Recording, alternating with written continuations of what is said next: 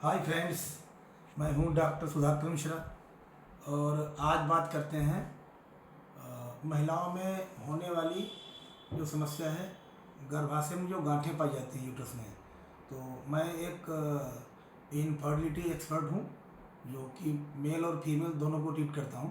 तो उसके लिए ये चीज़ें पेशेंट को जानकारी होना बहुत ज़रूरी है कि ये एक्चुअली है क्या और कौन सी गांठें ठीक हो सकती हैं, कौन सी रसौली ठीक हो सकती हैं। कुछ लोग रसौली कहते हैं, कुछ गांठें कहते हैं, कोई उनको सिस्ट बोलता है।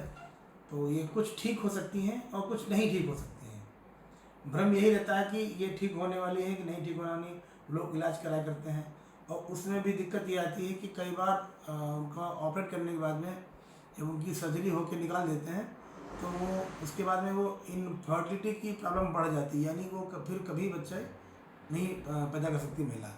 तो ये है कि उनके कई नाम होते हैं। तो आम भाषा में कोई ने गांठें बोलता है, कोई ने सिस्ट बोल सकता है, सिस्ट भी होते हैं, कोई ने रसौली बोलता है।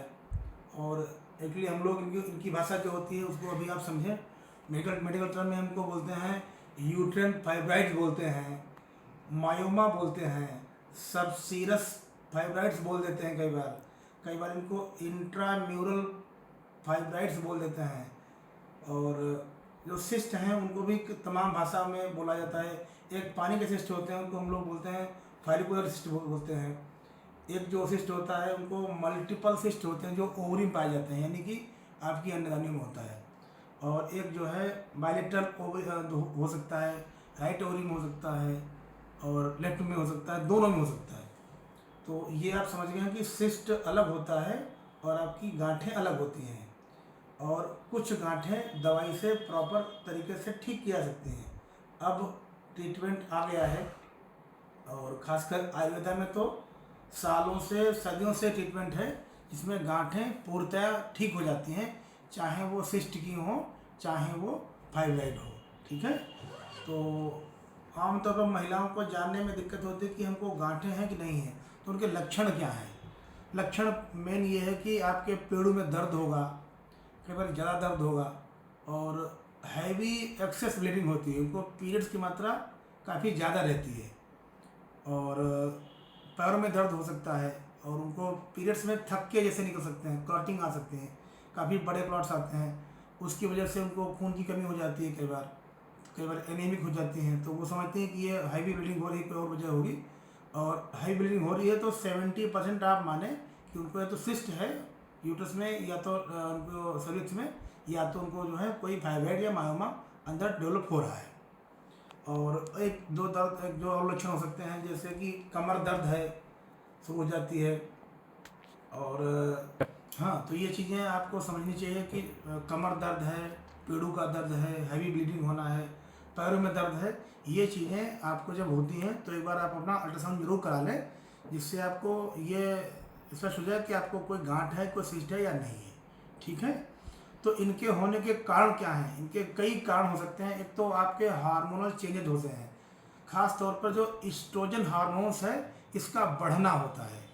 जब बॉडी में ईस्ट्रोजन हार्मोन्स का बढ़ना हो जाता है तो फाइब्राइड बढ़ने लगते हैं।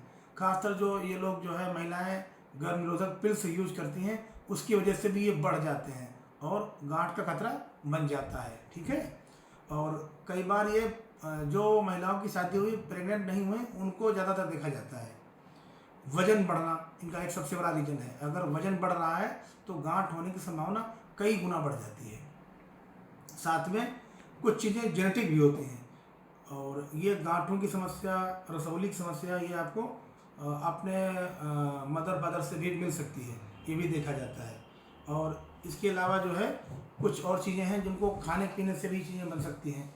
जैसे कि आप चावल में कुछ चीज़ें ऐसी होती हैं जिनको आप यूज करते हैं खाने में, तो गांठ की संभावना बढ़ जाती है।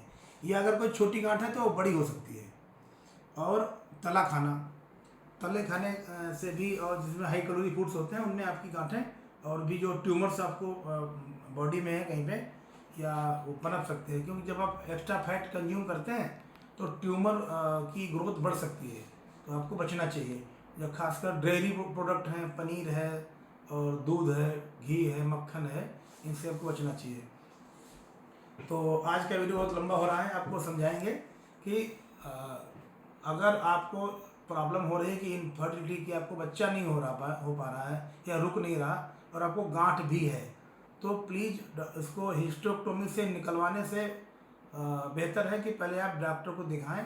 अगर कोई इलाज हो सकता है इसका कि जो बगैर निकाले इलाज हो जाए, तो आपका यूट्रस सेफ बच जाएगा, ओवरी बच जाएगी और आप एक बार प्रेग्नेंट हो जाएं, उसके बाद कोई सी दिक्कतें नहीं आती हैं, ठीक है। और ना ही हर प्रकार की गांठ में कोई ट्यूमर कैंसर पनपता है, ऐसा भी नहीं होता। वो केवल 5 या 10% गांठों में ऐसी दिक्कतें आती हैं, बाकी नहीं आती हैं।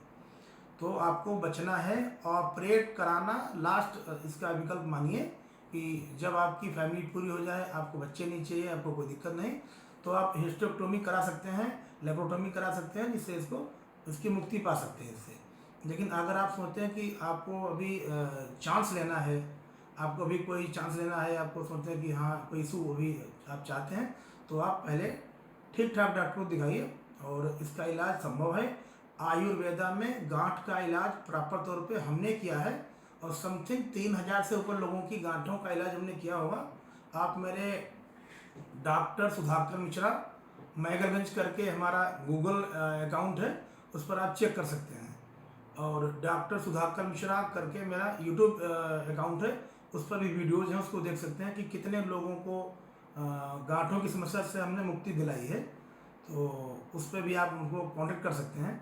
तो आपसे यही कहना है कि आप डरें नहीं और अपना परहेज सही से रखें, वजन मत बढ़ने दें, बहुत ज़्यादा तला हुआ मत खाएं, और आपकी गांठ की समस्या कोई इतनी भीषण नहीं है जिसे ठीक नहीं किया जा सकता है।